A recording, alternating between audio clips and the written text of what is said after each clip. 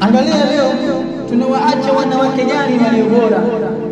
Tunaacha watoto gani wa kike ambao watakaokuwa bora katika familia zao, watakao waheshimu waume zao na mababa za waume zao? Tunaacha wanawake, tunaacha watoto wa kike vipi katika salama ya mitaa yetu?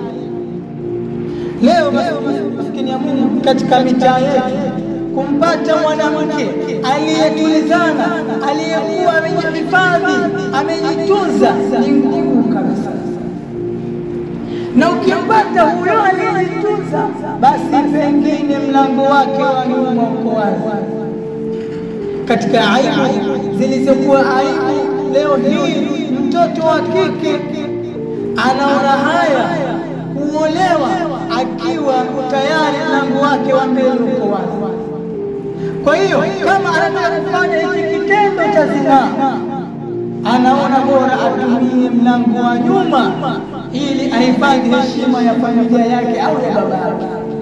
Leo mtu tunakaa maskani, tunajisifu, mtu anasema live au ni haya wala ajabu, anafanya kosa la kumkosea Allah, lakini anajinadi kwa viumbe vya Allah. Anasema mimi nikimtongoza mwanamke haifiki siku tatu tayari shafungua milango yake.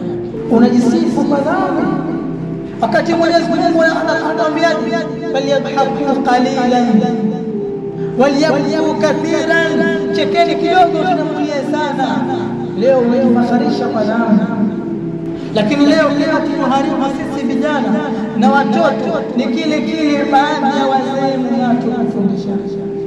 Leo ukija katika majumba mengi, kama kuna watoto ndani labda wanafanya kelele kutokana na kule kucheza kwao, mzazi anasema hebu mfungulieni TV, anaweza akataka.